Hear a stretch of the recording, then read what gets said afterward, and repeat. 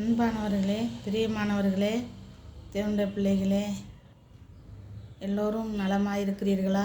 இந்த நாள் நம்மளுக்கு ஒரு பெரிய நாளாக ஆண்டவருடைய நாளாக, நாளைக்கு குருத்தோலை ஞாயிறு. ஆண்டவர் என்ன பண்ணுவார்? கழுதையில் பவனி வருவார். நான் உங்களோட சில காரியங்களை பகிர்ந்து கொள்ளுகிறேன். நம்ம இரட்சகர் நாளைய தினத்தில் குருத்தோலை ஞாயிறு கொண்டாடுவாங்க எல்லா சர்ச்சிலையும். நான் ஒரு வசனம் படிக்கிறேன், கேளுங்க. 21 மத்தேயு 21:1. மத்தேயு 21:1. அவர்கள் எருசலேமுக்கு சமீபமாய் சேர்ந்து ஒலிவமலைக்கு அருகான பெத்பேகுவுக்கு வந்தபோது இயேசுவானவர் சீசரில் 2 பேரை நோக்கி, அவர்கள் ஒலிவமலைக்கு அருகில் வராங்க. அங்கே பெத்பேகே அப்படின்னு ஒரு ஊர் இருக்குது. அங்கே இயேசுவானவர் 2 சீசரை நோக்கி கூப்பிடுகிறார். சீசர் 2 பேரை நோக்கி, உங்களுக்கு எதிரே இருக்கிற கிராமங்களுக்கு போங்கள். போனவுடனே அங்கே ஒரு கழுதையும் அதனோடே கூட ஒரு குட்டியும் கட்டியிருக்க காண்பீர்கள். அங்கே ஒரு கழுதையும் அதனோடே கூட ஒரு குட்டியும் கட்டியிருக்க காண்பீர்கள். அவைகளை அவிழ்த்து என்னிடத்தில் கொண்டு வாருங்கள். ஒருவன் உங்களுக்கு ஏதாயிலும் சொன்னால், இவைகள் ஆண்டவருக்கு வேண்டும் என்று சொல்லுங்கள், உடனே அவைகளை அனுப்பிவிடுவான் என்று சொல்லி அவர்களை அனுப்பினார். இதோ உன் ராஜா சாந்த குணம் உள்ளவராய் கழுதையின் மேலும் கழுதை குட்டியாகிய மரியின் மேலும் ஏறிக்கொண்டு உண்டத்தில் வருகிறார் என்று சீயோன் குமாரத்திக்கு சொல்லுங்கள் என்று தீர்க்கதரிசியினால் உரைக்கப்பட்டது நிறைவேறும்படி இதெல்லாம் நடந்தது. சீசர்கள் போய் இயேசு தங்களுக்கு சொன்னதின்படியே சொன்ன கட்டளையிட்டபடியே செய்து கழுதையையும் குட்டியையும் கொண்டு வந்து அவைகள் மேல் தங்கள் வஸ்திரங்களை போட்டு அவரை ஏற்றினார்கள். திரளான ஜனங்கள் தங்கள் வஸ்திரத்தில் உள்ள வஸ்திரத்தை வழியருகே விரித்தார்கள். வேறு சிலர் மரக்கிளைகளை தரித்து வழியிலே பரப்பினார்கள்.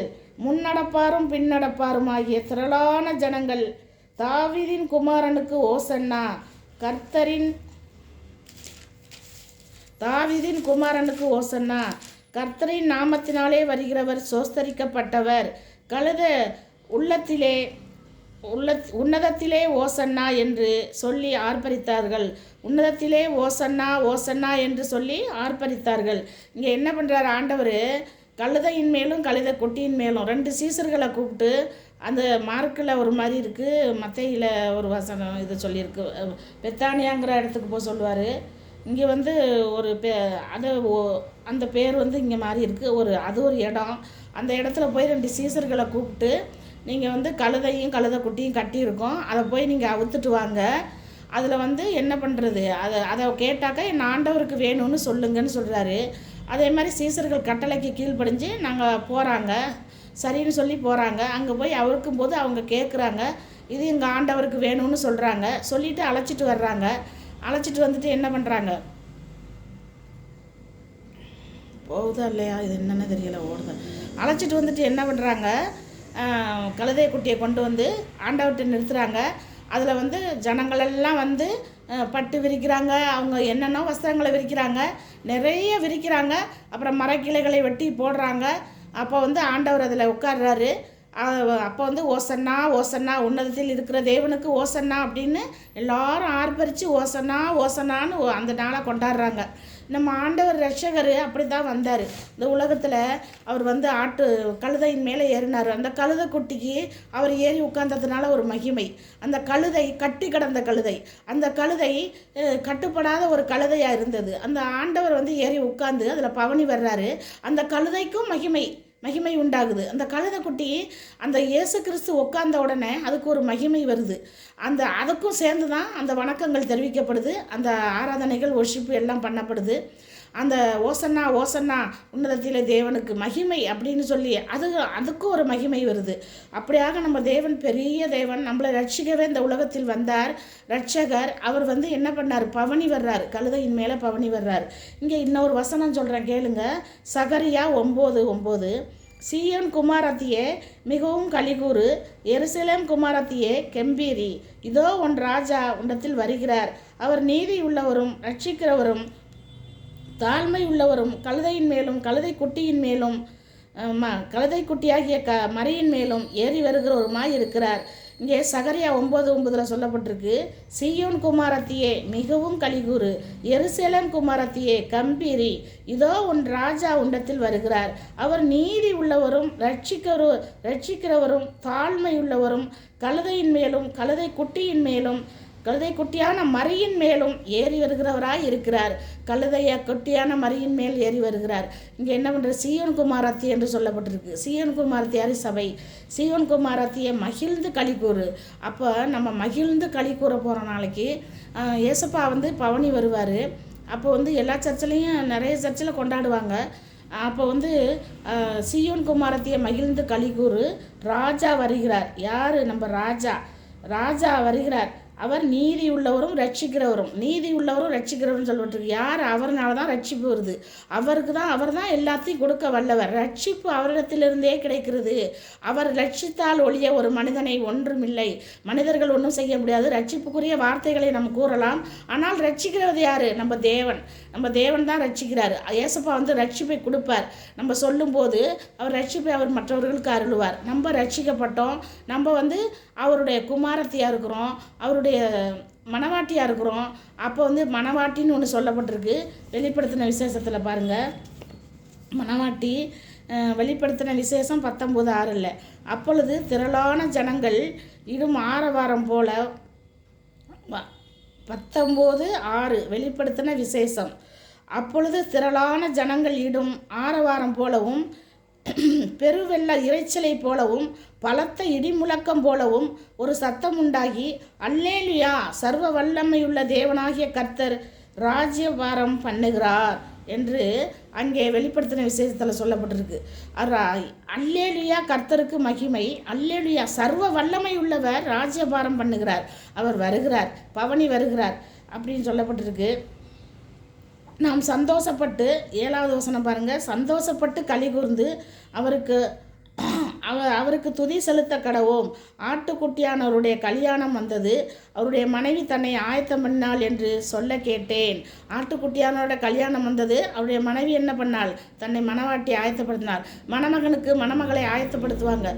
எப்படியெல்லாம் ஜோடிப்பாங்க, எப்படியெல்லாம் அவங்கள ஆயத்தப்படுத்துவாங்க, என்னென்ன நகை போடுவாங்க, புடவை கட்டுவாங்க, நல்லா இருக்கான்னு பார்ப்பாங்க, அத்தனை தடவை பார்ப்பாங்க, அவ்வளோ மேக்கப் போடுவாங்க. அப்புறம் மணவாட்டி ஆயத்தப்படுத்துவாங்க. அது மாதிரி மணவாட்டியாகிய சபை நாம் என்ன பண்ணுறோம்? ஆட்டுக்குட்டியானோட கல்யாணத்துக்கு ஆயத்தப்படுகிறோம். ரட்சிக்கப்பட்டவர்கள் ஆயத்தப்படுகிறவர்களாக இருக்கிறார்கள். ஆயத்தப்பட்டு உன்னதத்திலே தேவனுக்கு என்ன ஓசன்னா ஓசன்னா என்று சொல்லப்படுது. பின்னும் அவர் என்னை நோக்கி 9 பாருங்கள், ஆட்டுக்குட்டியானவரின் கல்யாண விருந்துக்கு அழைக்கப்பட்டவர்கள் பாக்கியவான்கள். ஆட்டுக்குட்டியானவரின் கல்யாண விருந்துக்கு அழைக்கப்பட்டவர்கள் பாக்கியவான்கள் என்று எழுது என்றான். மேலும் இவைகள் தேவனுடைய சத்திய வசனங்கள் என்று என்னுடனே கூட சொன்னான். ஆட்டுக்குட்டியானவரின் கல்யாண விருந்துக்கு அழைக்கப்பட்டவர்கள் பாக்கியவான்கள் என்று எழுது என்றான். மேலும் இவைகள் தேவனுடைய சத்திய வசனங்கள் என்று என்னுடனே கூட சொன்னான். இவை எல்லாம் தேவனுடைய வசனங்கள், அவருடைய சத்தியமான வசனங்கள், உண்மையான வசனங்கள்.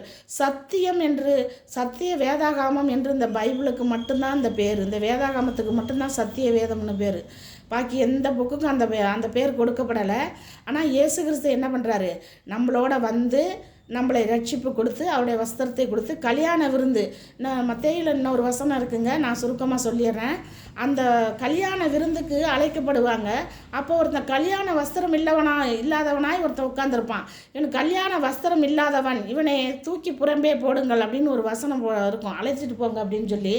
ஆனாலும் அது கல்யாண வஸ்திரங்கிறது என்ன? ரட்சிப்பு இல்லாத ஒருத்தர் உள்ளர போக முடியாது. இயேசு கிறிஸ்து என் ரட்சகர், எனக்கு ரட்சிப்பு கொடுத்தார், என்னோடு இருக்கிறார், என்னை வழி நடத்துகிறார், எனக்கு எல்லாவற்றையும் செய்கிறார், அவரிடத்திலே நான் இருக்கிறேன் என்ற உறுதி ஒருத்தருக்கு இருந்தால் தான் சர்ச்சில் போய் உட்காந்து வசனங்களை கேட்க முடியும். ரட்சிப்பு என்னும் வஸ்திரம், அதுதான் கல்யாண வஸ்திரம். கல்யாண வஸ்திரம்னு அங்கே கூறப்பட்டது அதுதான். கல்யாண வஸ்திரம் தரித்தவர்களாக என்ன பண்ணாங்க? எல்லாரும் துதி செலுத்தினார்கள். ஓசன்னா ஓசன்னா ஓசன்னான்னு என்ன பண்ணுறாங்க? தேவனுக்கு மகிமை, ஓசன்னா என்று எல்லோரும் துதி செலுத்தினார்கள். அப்போ ஆட்டுக்குட்டியான அவருடைய கல்யாணம் நாளைக்கு. அவரோட ஓசன்னா ஓசன்னான்னு அவர் கல்லையின் மேலும் கழுதன் மரியின் மேலும் வருவார். அவர் அப்படியாக நம்மளுக்கு ரட்சிப்பை கொடுத்தார். எல்லா ஜனங்களும் அப்படியே நின்று பார்ப்பாங்க. எல்லா ஜனங்களும் அதில் ஓசன்னா ஓசன்னான்னு தேவனுக்கு மகிமையை செலுத்துவாங்க. என் தேவனுடைய ஆலயத்தில் அப்படித்தான் எல்லோரும் செலுத்துவார்கள், துதி செலுத்துவார்கள், தேவனை ஆராதிப்பார்கள், தேவனை துதிப்பார்கள், தேவனிடத்திலே இருப்பார்கள். தேவனுடைய பிள்ளைகள் என்று சொல்லப்படுகிற ரட்சிப்பை பெற்றவர்கள் அப்படி துதிப்பார்கள். ஓசன்னா ஓசன்னா என்று துதிப்பார்கள். அது நம்ம மனசில் ஓசன்னாவை அவரை வேண்டிக் கொண்டு தேவனுடைய ராஜ்யத்தை நம்ம அழைத்து கொண்டு தேவனுடைய ராஜ்யம் நம்மளுக்குள்ளே நம்மளை ஆளுகை செய்கிறது, நம்மளுக்கு ரட்சிப்பை கொடுத்துருக்கிறது, நம்மை வழி நடத்துகிறது. அப்படியே சீயோன் குமாரத்தியை மகிழ்ந்து களிகூறு. உடைய தேவன் என்ன பண்ணுறாரு? தேவனுடைய குமாரத்தியை மிகவும் களிகூறு. எருசலேமின் குமாரத்தியை கம்பீரித்து பாடு, உன் ராஜா உண்டத்தில் வருவார். நம்ம கம்பீரித்து பாடி ராஜாவை வரவழைத்து ராஜாவை நம்ம ஆர்ப்பரித்து அவருக்கு துதி செலுத்தி அவருக்கு நன்றி செலுத்தி அவருக்கு மகிமையை செலுத்துவோம். அப்படியாக ரட்சிக்கப்படாதவர்கள் தேவனுடைய ரட்சிப்பை பெற்றுக்கொள்ளுங்கள். ரட்சிப்பு என்பது தேவன் கொடுப்பது. இயேசு கிறிஸ்து இந்த உலகத்தை ரட்சிக்கவே வந்தார். அவர் நம்மளுக்காகவே அடிக்கப்பட்டார், அவர் நம்மளுக்காக நொறுக்கப்பட்டார். இன்னும் அடுத்த வாரம் குட் ஃப்ரைடே வருது. அப்போ நம்மளுக்கு என்ன பண்ணுது? நம்மளுக்கு அவர் குட் ஃப்ரைடே அன்னைக்கு அவர் அடிக்கப்பட்டார். 7 வசனங்களை தியானிப்போம். அவர் நம்மளுக்காக தான் இந்த உலகத்தில் வந்தார், மனிதர்களுக்காகத்தான் வந்தார். அவர் தான் ஆட்டுக்குட்டியின் மேலே மரியின் மேலே ஏறி வர்றார், பவனி வர்றார். அப்புறம் ஒரு சில நாட்களில் அவர் அடிக்கப்பட போகிறார், நொறுக்கப்பட போகிறார். நம்ம மனவாட்டியாக சபையிலே நம்ம அமர்ந்து அவரை துதித்து அவரை ஆராதித்து அவருடைய ரட்சிப்பின் வஸ்திரத்தை நம்ம உடுத்திக்கொள்வோம், ரட்சிப்பை பெற்றுக்கொள்வோம். அப்பொழுது மகிழ்ந்து களி கூறுவோம். நம்முடைய தீய சக்திகளை எல்லாம் தீய எண்ணங்களை எல்லாம் விட்டு தேவனிடத்தில் சேர்ந்து தேவனே நீ உன்னதத்தில் உமக்கு ஓசன்னா என்று சொல்ல கடவோம். அப்படியாக வாழ கடவோம். அப்படியாக தேவனை மகிமைப்படுத்த கடவோம். நம்ம அவரை மகிமைப்படுத்தும் போது அவருக்கு துதி செலுத்தும் போது அவரிடத்துல சேரும்போது நம்ம வாழ்க்கையை அவர் மாற்றுவார். அன்பானவர்களே, நம்ம வாழ்க்கை எப்படியாக இருக்கலாம்? பரியாசம் பண்ணுகிறவர்களாக நம்ம இருக்கப்படலாம். நம்மளுக்கு ஒரு குறைகள் இருக்கலாம், நம்மளுக்கு ஒரு தோல்வி இருக்கலாம், நம்மளுக்கு தொழிலில் நஷ்டம் இருக்கலாம், எல்லாமும் இருக்கலாங்க. ஒரு மனிதனுக்கு எல்லாமும் இருக்கலாம். ஒருவர் சுகமுகமாக இருப்பாங்க, ஒருத்தவங்க இழிவாக இருப்பாங்க, ஒருத்தவங்க கடன் பிரச்சனையில் இருப்பாங்க. உங்களுக்கு என்ன பிரச்சனை இருந்தாலும் தேவனுடைய குமாரன் இயேசு கிறிஸ்து நம்மளோட நம்மளுக்காக அடிக்கப்பட்டார். நம்மளுக்கு எல்லாவற்றையும் தருகிறவர் மகிமையின் தேவன். அவரை துதியுங்கள், அவரை ஆர்ப்பரியுங்கள், அவருக்காக மகிமை செலுத்துங்கள். நாளைய தினத்திலே அதை கொண்டாட போகிற எல்லா சபைகளுக்கும் எல்லா மக்களுக்கும் நான் நன்றி செலுத்துகிறேன். அப்படியாக தேவனுடைய ராஜா வருகிறார், நம்மிடத்திலே வருவார், நம் உள்ளத்திலே வருவார். உள்ளத்திலே அவரை ஏற்றுக்கொள்ளுங்கள். அவர் ரட்சிப்பை கொடுப்பார். அவர் கொடுத்து நம்மை ஆசீர்வதிப்பார். அவர் கம்பீரித்து வருவார், ராஜாவாக வருவார், தேவகுமாரனாக வருவார், மனுஷகுமாரனாக வருவார். எல்லாவற்றிலும் சொல்லப்பட்டிருக்கிறது. அப்படியாக நம்மை ரட்சிக்கவே இந்த உலகத்தில் வந்தார் என்று உறுதி கொள்ளுங்கள், ஏற்படுத்தி கொள்ளுங்கள். ரட்சிக்கப்படாத மக்களே, இதை பார்த்து நீங்கள் ரட்சிப்பை ஏற்றுக்கொள்ளுங்கள். தேவன் ஒருவரே இந்த உலகத்தை ஆளுகை செய்தார், வந்தார், படைத்தார், அதில் இருந்தார், குமாரனை அனுப்பி நம்மளுக்காக ரத்தம் சிந்தி நம்மளுடைய பாவங்களை எல்லாம் சுமந்து ஆட்டுக்குட்டியானவர் அப்படியாக நம்மளுக்காக மரித்தார். அப்படியாக ஓசன்னா ஓசன்னான்னு பவனி வர்றார்.